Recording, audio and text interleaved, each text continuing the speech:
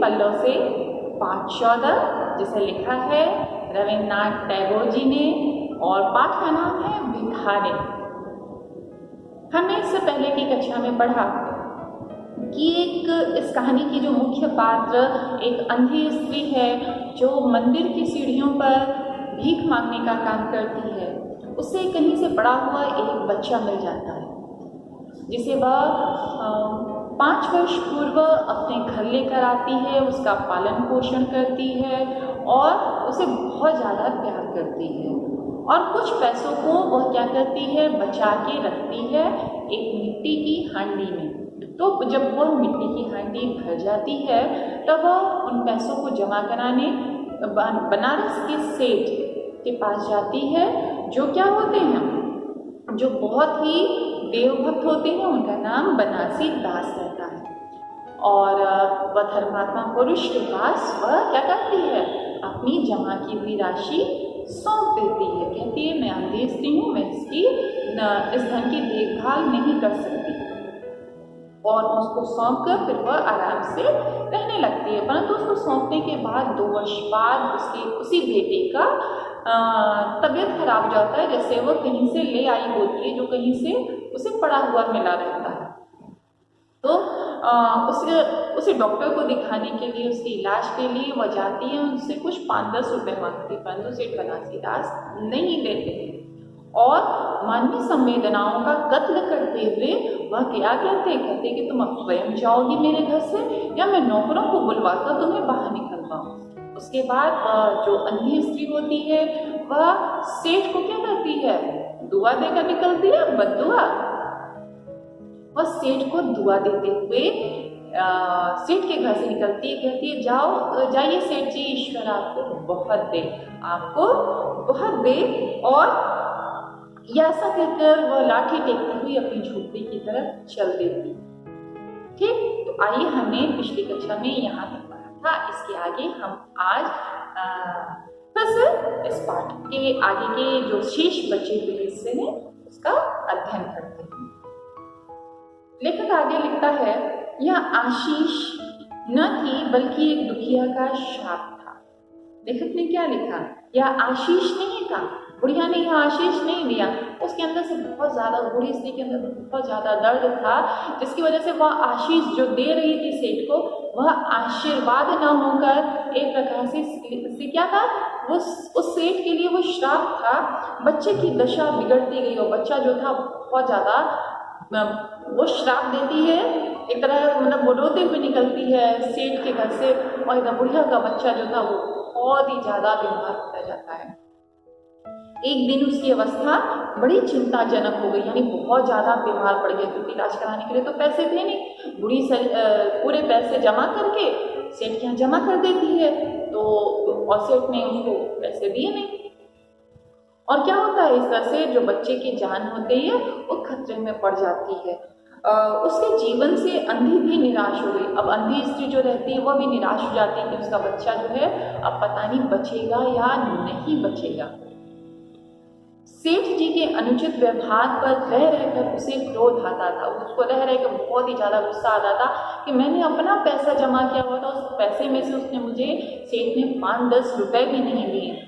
सोचते इतना धनी व्यक्ति है, 2-4 रुपए दे देता तो क्या चला जाता, यानी कि अगर समुद्र से हम 2-4 बूंदे पानी की निकाल लें, 2-4 बाल्टी निकाल लें, 2-4 कुएं भर का पानी निकाल लें तभी समुद्र का कुछ नहीं बिगड़ेगा। तो वो यही सोचती इतने सारे पैसे हैं, मेरे बच्चे की जान बचाने के लिए 5-10 रुपए ही दे दिया होता, अपने ही पास अपना ही समझ के दे दिया होता, भीख ही समझ के दे दिया होता तो उस सेठ का क्या चला जाता। फिलहाल मैं तो अपने ही रुपए मांगने गई थी, मुझे मेरे ही रुपयों में से वह कुछ पैसे निकाल के दे देता। इस प्रकार से सोचते सोचते उसको क्या होता है, उसको सेठ से घृणा हो जाती है, घृणा यानी कि नफरत हो जाती है उसको सेठ से। बैठे बैठे उसको कुछ ध्यान आया, अचानक से उसको बैठे बैठे इसको उस बूढ़ी स्त्री को बैठे बैठे कुछ ध्यान आता है। उसने बच्चे को अपनी गोद में उठा लिया और ठोकरे खाती गिरती पड़ती सेठ जी के पास पहुंची और उनके द्वार पर धरना देकर बैठ गई। बच्चे का शरीर जोर से भभक रहा था और अंधी का कलेजा भी, कलेजा यानी कि उसका जिगर, उसका हृदय बिल्कुल से क्रोध में धधक रहा था और बच्चे का भी शरीर जो था वो जोर से एकदम से तप रहा था। वो क्यों लेके जाती है, बिल्कुल से क्या सोच के लेके सेठ जी के दरवाजे पर वह बच्चे को लेके चली जाती है। वो बच्चे को बाहर, अब जब वो धरना देकर बैठ जाती है तो सेठ जी को बाहर निकलना पड़ा। उसको वो धरना देकर क्यों बैठती है, क्योंकि उसको अपने पैसे चाहिए थे।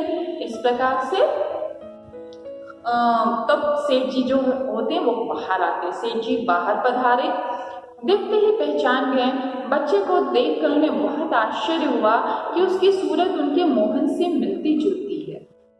उन्हें स्मरण आया कि 7 वर्ष में जब मोहन किसी मेले में खो गया था, तब उसकी जांघ पर लाल रंग का चिन्ह था। इस विचार के आते ही उन्होंने अंधे की गोद से बच्चे की जांघ देखी। सेठ जी जब बाहर आते हैं तो बाहर आते ही वो बूढ़ी स्त्री को देखकर पहचान जाते हैं कि ये वही बूढ़ी स्त्री है जिसने मेरे पास अपनी हांडी में रखा हुआ धन मेरे पास जमा किया था। और वो बूढ़ी स्त्री को और उसकी गोद में उस सुंदर से बच्चे को देखकर आश्चर्य में पड़ जाते हैं। क्यों? क्योंकि उस बच्चे की सूरत जो होती है वह उनके मोहन जो उनका बेटा होता है उससे मिलती जुलती थी। 7 वर्ष बीत गए, लेकिन उनको लगता है कि यह जो बच्चा है वह कहीं उनका मोहन तो नहीं है जो 7 वर्ष पूर्व किसी मेले में खो गया था। ठीक, तो और बच्चा भी जो है, जो बूढ़ी स्त्री के पास बच्चा है, वह आपने कहानी में पहले पढ़ा कि 5 वर्ष पूर्व उसको कोई जो है जो हांडी में के पैसे जमा कराने सेठ जी के पास जाती है, उस समय बच्चे की आयु जो होती है वो मतलब आयु नहीं, वो उसको 5 वर्ष पूर्व मिला होता है, जिसे वो लेके आती है, खिलाती है, पालती है, उसे खूब प्यार करती है।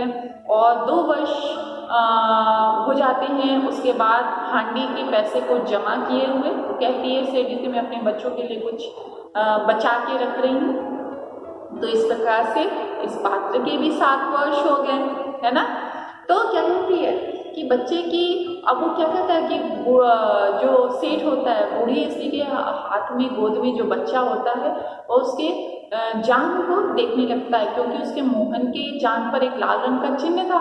तो वो सोचता है बूढ़ी स्त्री के जो गोद में बच्चा है हो सकता है उसके भी जांघ पर वही लाल रंग का चिन्ह हो। क्यों? क्योंकि दोनों की शक्ल थोड़ी थोड़ी मिल रही होती है। चिन्ह अवश्य था परंतु पहले से कुछ बड़ा।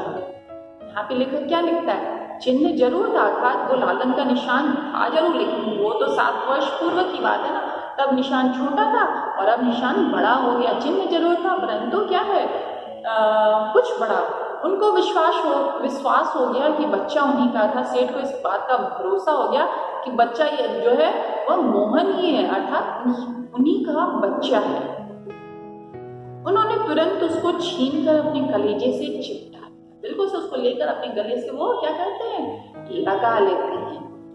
शरीर जोर से तप रहा था। उस छोटे बच्चे का जो शरीर है वो बिल्कुल से बुखार में तप रहा था। नौकर को डॉक्टर को लाने के लिए भेजा और स्वयं मकान के अंदर चले गए और बच्चे को लेकर मकान के अंदर चले जाते हैं। नौकर को दौड़ कर भेजते हैं कि जाओ जल्दी से डॉक्टर को लेकर आओ। अंधी खड़ी हो गई और चिल्लाने लगी, मेरे बच्चे को न ले जाओ, मेरे रुपए तो हजम कर गए, अब क्या मेरा बच्चा भी मुझसे छीन लोगे। अब अंधी जो रहती है पहले सोचती है क्या, पहले तो ये सेठ जो होता है मेरा बच्चा पहले मेरी हांडी के रुपए चुरा लेता है, अब मेरा बच्चा भी चुरा लिया, मेरे हांडी का पैसा हजम कर गया। अर्थात क्या किया, चोरी कर लेना, उसको हजम कर जाना, उसको हड़प लेना, और अब मेरे बच्चे को भी लेके भाग रहा है। तो वो चिल्लाने लगती है, वो बिल्कुल से तड़प उठती है बूढ़ी स्त्री जो होती है। अब क्या हुआ, अब सेठ जी बहुत चिंतित हुए और कहा बच्चा मेरा है। अब सेठ जी क्या कहते हैं, सेठ जी कहते ये बच्चा मेरा है, 7 वर्ष पूर्व कहीं खो गया था। उसको बताते, बूढ़ी स्त्री को बताते ये 7 साल पहले कहीं खो गया था, यह बच्चा मेरा है। इसकी जान पर पड़ा हुआ जो लाल निशान है वह उस लाल निशान को देखकर वह जान जाते हैं और उसकी सूरत भी उनके मोहन से मिलती है। यानी कि जो बूढ़ी स्त्री के पास जो बच्चा होता है वह सेठ जी का ही बच्चा होता है, जिसे बूढ़ी स्त्री ने खूब ज़्यादा लाड प्यार से अपने पास रखा था और उसका पालन पोषण बहुत ही ज़्यादा प्यार से किया था। तो परंतु उसे आखिरी में क्या हुआ, आखिरी में उसे बुखार हो गया। तो फिर क्या हुआ, वो कहते हैं कि लाख प्रयत्न करके भी मैं इसके प्राण बचाऊंगा। कहते हैं कि मैं आप कुछ भी हो जाए, लाख प्रयत्न करना पड़े, यानी कि रुपए पैसे चाहे कुछ भी इस बच्चे को बचाने के लिए लगाना पड़े, मैं इसको लगाऊंगा, क्योंकि ये 7 वर्ष पूर्व कहीं खो गया था और बूढ़ी स्त्री को भी खोया हुआ ये बच्चा कहीं से मिला था। अंधी ने ठहाका लगाया। अब अंधी बूढ़ी स्त्री जो होती है वो खूब जोर से ठहाका लगा के हंसने लगती है। क्या कहती है, तुम्हारा बच्चा है इसलिए लाख यत्न करके भी उससे बचाओगे, मेरा बच्चा होता तो उसे मर जाने देते, क्यों? यह तो अन्याय है।